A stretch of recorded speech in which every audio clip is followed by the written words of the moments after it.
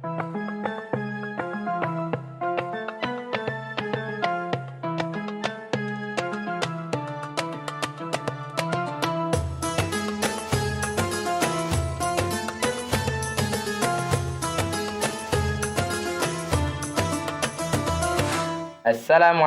warahmatullahi wabarakatuh. Bertemu lagi bersama kami, Santri PTD Ar-Rahman, di acara yang insya Allah sangat bermanfaat, yaitu Kultum Madaniyah, mengisi Ramadan dengan ilmu dan amaliyah.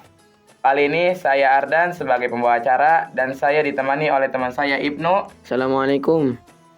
Pada Kultum kali ini kita akan membahas tentang Amalan-amalan utama di bulan Ramadan. Nah, amalan apa nih yang pertama yang harus kita bahas? Nah, yang pertama nih, memperbanyak sedekah di bulan Ramadan.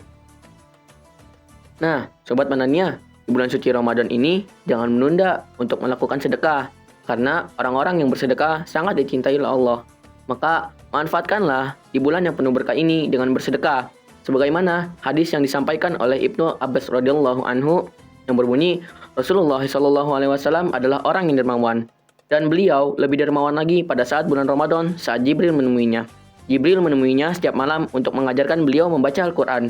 Kedermawanan beliau melebihi angin yang berhembus. Nah, jadi begitu sahabat Madaniyah. Jadi kita tetap memperbanyak bersedekah di bulan Ramadan ini. Nah, ada lagi nggak nih amalan-amalan yang harus kita kerjakan di bulan Ramadan? Ada dong. Nah, yang kedua nih, mengerjakan sunnah-sunnah Nabi pada bulan Ramadan.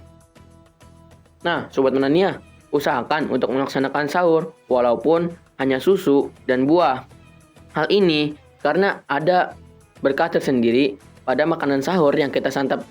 Dari Amr bin Auf bin Zaid al-Muzani radhiyallahu anhu bahwa Rasulullah SAW pernah bersabda, "Barang siapa yang mengerjakan suatu sunnah dari sunnah-sunnahku, kemudian diamalkan oleh manusia, maka dia akan mendapatkan pahala seperti orang-orang yang mengamalkannya, dengan tidak dikurangi pahalanya."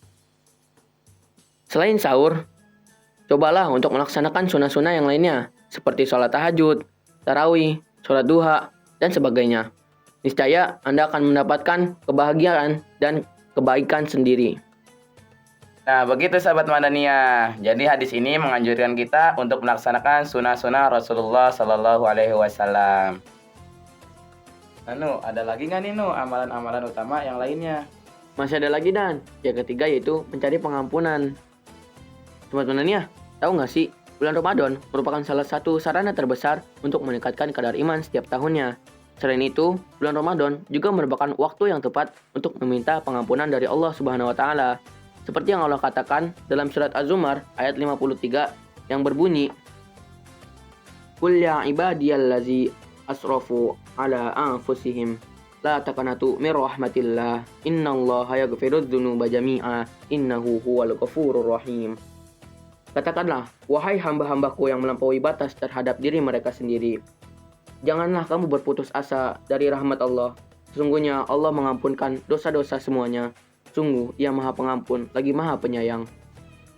Untuk itu, untuk mengampun dosa-dosa kita harus bersalam-salaman dengan saudara kita atau meminta pengampunan dari Allah Subhanahu wa Ta'ala. Jadi sahabat Madaniyah, kita maksimalkan bulan Ramadan ini untuk meminta pengampunan dari Allah Subhanahu wa Ta'ala dengan cara bermaaf-maafan dengan saudara, dengan kerabat atau keluarga terdekat. Nah, sahabat Madaniyah, mau tahu lagi nggak amalan-amalan utama di bulan Ramadan? Tapi masih ada lagi nggak nih amalan-amalannya? Tenang aja Dan, masih ada 2 lagi. Yang keempat yaitu perbanyak zikir dan doa. Sobat Madaniyah, kalau kita membaca subhanallahi wa bihamdi sebanyak 100 kali, akan mengampunkan dosa-dosa kita. Bahkan jika dosa kita seluas lautan, akan dimaafkan oleh Allah. Tapi, kalau baca 100 kali sekaligus, berat juga. Maka kita akan membagi jadi 20 bagian. 20 sehabis subuh, 20 sehabis zuhur, 20 sehabis asar, 20 sehabis maghrib, dan 20 sehabis isya. Dan perbanyaklah doa di bulan yang mulia ini. Karena ada hadis yang menyebutkan bahwa ada 3 orang yang doanya tidak akan ditolak oleh Allah. Yang pertama, orang yang berpuasa hingga dia buka. Yang kedua, pemimpin yang adil. Yang ketiga, orang yang teraniaya. Hadis riwayat At-Tirmizi dan Ibnu Habban. Jadi begitu ya, ya. Nah, sahabat Madaniyah, jadi kita memperbanyak berzikir dan berdoa di bulan Ramadan ini. Karena di bulan Ramadan ini Allah membuka pintu maafnya sangat luas. Nah, tadi kan kita udah sama-sama dengerin amalan yang keempat. Nah, apa nih amalan kelima, sahabat Madaniyah? Penasaran nih? Nah, yang kelima adalah menghantamkan Al-Quran. Nah, Sobat Madaniyah, dari Abu Hurairah, Nabi Shallallahu Alaihi Wasallam pernah bersabda, dahulu Jibril datang dan mengajari Nabi Al-Quran pada setiap tahun sekali, bulan Ramadan. Dan pada tahun wafatnya Nabi, Jibril datang untuk kedua kalinya untuk mengokohkan dan memantapkannya. Hadis riwayat Bukhari. Mungkin akan sangat sulit menghantamkan Al-Quran dalam jangka waktu sebulan. Tapi, kita bisa loh memecahkannya agar bisa lebih mudah. Coba deh, Sobat Madaniyah, baca 4-5 halaman tiap habis sholat fardu. Insya Allah, Sobat Madaniyah akan berhasil menghantamkannya. Nah, sahabat Madaniyah, kita harus meningkatkan tadarus kita di bulan Ramadan ini untuk menghatamkan Al-Quran minimal 1 kali hatam dalam Ramadan ini. Betul banget tuh. Baik sahabat Madaniyah, tadi kita sudah membahas 5 amalan-amalan utama di bulan Ramadan. Semoga sahabat-sahabat di luar sana bisa mengerjakan apa yang kita sampaikan. Dan jangan lupa jaga kesehatan dan perbanyak doa di bulan yang suci ini. Sampai jumpa di sesi berikutnya di Kultum Madaniyah, mengisi Ramadan dengan ilmu dan amalia. Wassalamualaikum warahmatullahi wabarakatuh.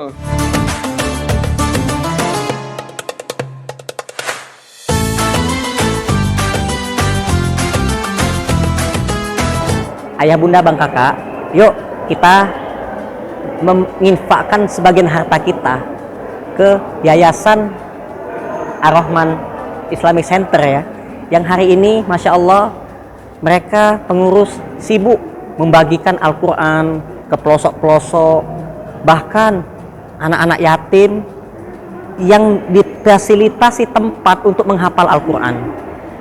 Mari kita infakkan harta kita agar menjadi jariyah, sebagaimana firman Allah Subhanahu wa taala yang menjanjikan hadiah yang besar untuk orang-orang yang berinfak, yaitu surga. A'udzubillahi minasyaitonirrajim.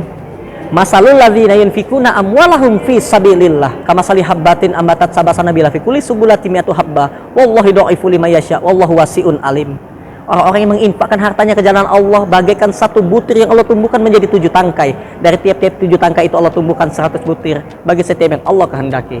Sungguh Allah Maha Luas, Maha Mengetahui.